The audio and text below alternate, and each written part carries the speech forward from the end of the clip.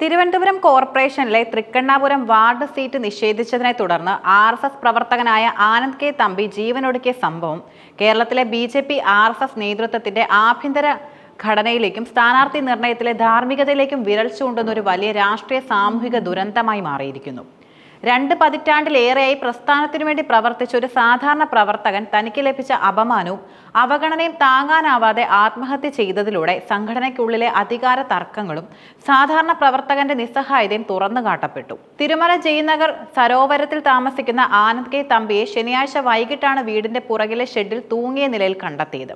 ഉടൻ ആശുപത്രിയിൽ എത്തിച്ചെങ്കിലും അദ്ദേഹത്തിന് ജീവൻ രക്ഷിക്കാനായില്ല. ആത്മഹത്യക്ക് പിന്നിലെ കാരണം സ്ഥാനാർത്ഥിത്വം നിഷേധിച്ചതിനെ തുടർന്നുണ്ടായ മനോവിഷമമാണെന്ന് സഹോദരി ഭർത്താവിന്റെ മൊഴിയുടെ അടിസ്ഥാനത്തിൽ പൂജപ്പുര പോലീസ് അസ്വാഭാവിക മരണത്തിന് FIR രജിസ്റ്റർ ചെയ്തു. ഇതോടെ സംഭവം കേവലം ഒരു വ്യക്തിപരമായ ദുരന്തത്തിനപ്പുറം രാഷ്ട്രീയ വിവാദങ്ങളായി ആളിക്കത്തുകയായിരുന്നു. ആനന്ദിന്റെ ആത്മഹത്യക്ക് പിന്നാലെ പുറത്തു വന്ന സുഹൃത്തുമായി നടത്തിയ ഫോൺ സംഭാഷണം അദ്ദേഹത്തിന്റെ മാനസിക സമ്മർദ്ദത്തിന്റെ തീവ്രതയും സംഘടനയോടുള്ള രോക്ഷവും വ്യക്തമാക്കുന്നു.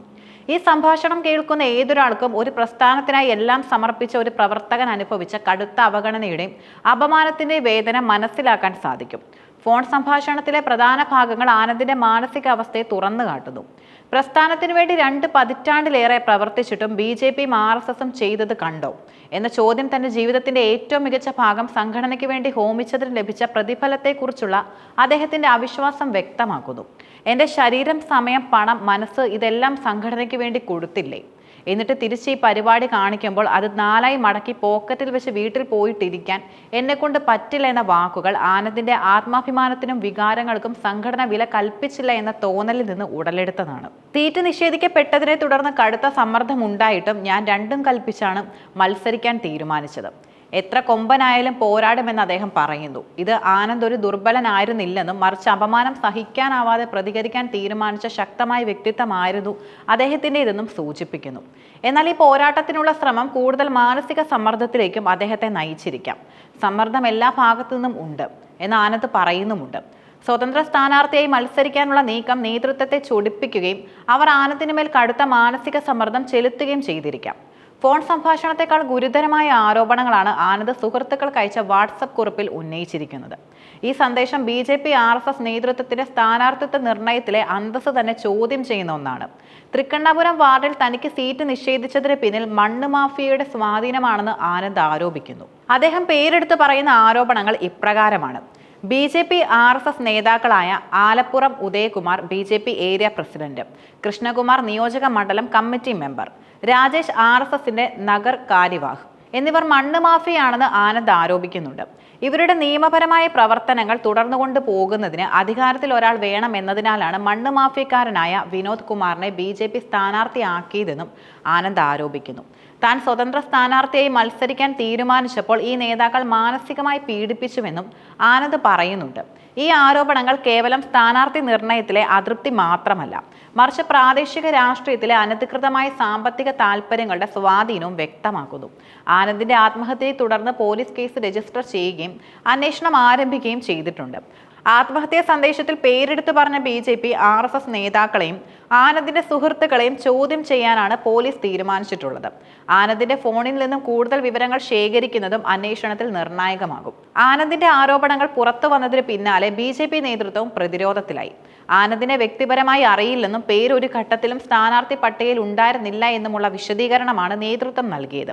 എന്നാൽ ഈ വാദത്തെ പൊളിച്ചുകൊണ്ട് ആനന്ദ് സംഘപരിവാറിന്റെ സജീവ പ്രവർത്തകനായിരുന്നുവെന്ന് തെളിയിക്കുന്ന ചിത്രങ്ങളും വീഡിയോ ദൃശ്യങ്ങളും പുറത്തു വന്നു. കഴിഞ്ഞ CAA പ്രക്ഷോഭകാലത്ത് മുതിർന്ന സംഘപരിവാർ നേതാക്കൾ വേദിയിലിരിക്കെ ആനന്ദ് പ്രസംഗിക്കുന്നതിന്റെ ദൃശ്യങ്ങൾ ഈ വാദങ്ങളെ നിഷേധിക്കുന്നു. നേതൃത്വത്തിനെതിരെ ആരോപണങ്ങൾ ഉന്നയിച്ച് കഴിഞ്ഞ മാസം ജീവനൊടുക്കിയ BJP കൗൺസിലർ തിരുമല അനിലിന്റെ ബന്ധു കൂടിയാണ് ആനന്ദ് കെ തമ്പി എന്ന വസ്തുത പ്രാദേശിക BJP ഘടകത്തിലെ പ്രശ്നങ്ങൾ എത്രത്തോളം ആഴത്തിലുള്ളതാണെന്നും വ്യക്തമാക്കുന്നു.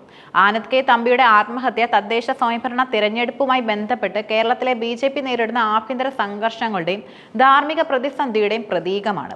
പ്രസ്ഥാനം എന്ന ആശയം നെഞ്ചേറ്റുന്ന സാധാരണ പ്രവർത്തകന് അധികാരം കൈയാളുന്ന നേതാക്കളുടെ സ്വാർത്ഥ താല്പര്യങ്ങളോട് പൊരുത്തപ്പെടാൻ സാധിക്കാതെ വരുന്നു. ആനന്ദിന്റെ സംഭാഷണം സംഘടനയ്ക്ക് വേണ്ടി എല്ലാം നൽകിയ താൻ അപമാനിക്കപ്പെട്ടപ്പോൾ മണ്ണ് മാഫിയയ്ക്ക് വേണ്ടി സീറ്റ് നൽകിയതിലുള്ള കടുത്ത നിരാശയാണ്. താഴെത്തട്ടിലുള്ള പ്രവർത്തകന്റെ ആഗ്രഹങ്ങളെയും സ്വപ്നങ്ങളെയും നേതൃത്വം തഴയുകയും പകരം സാമ്പത്തിക സ്വാധീനമുള്ള വ്യക്തികൾക്ക് പ്രാധാന്യം നൽകുകയും ചെയ്യുമ്പോൾ അത് സംഘടനയുടെ ആന്തരിക ജനാധിപത്യത്തെ ചോദ്യം ചെയ്യുന്നു. ആനന്ദ് സ്വതന്ത്രനായി മത്സരിക്കാൻ തീരുമാനിച്ചപ്പോൾ അദ്ദേഹത്തിന് നേരെ ഉയർന്ന മാനസിക പീഡനം എതിർ ശബ്ദങ്ങളെ അടിച്ചമർത്താനുള്ള നേതൃത്വത്തിന്റെ ശ്രമമായി വേണം കാണാൻ. ആനന്ദിന്റെ മരണം കേവലം ഒരു ആത്മഹത്യയല്ല, അത് അധികാര രാഷ്ട്രീയത്തിലെ മൂല്യതയില്ലായ്മയുടെയും സാധാരണ പ്രവർത്തകന്റെ സ്വപ്നഭംഗത്തിന്റെയും വേദനിക്കുന്ന ചിത്രമാണ്. ഈ ദുരന്തം കേരളത്തിലെ BJP RSS നേതൃത്വത്തിന് ആത്മപരിശോധനയ്ക്ക് വിധേയമാക്കാനുള്ള ഒരു അവസരം നൽകുന്നു. കാരണം ഈ സംഭവത്തെ നേതൃത്വം കൈകാര്യം ചെയ്യുന്ന രീതി ഭാവിയിൽ മറ്റ് സാധാരണ പ്രവർത്തകരുടെ സംഘടനയോടുള്ള കൂറിനെയും വിശ്വസ്തതയും നിർണ്ണയിക്കും.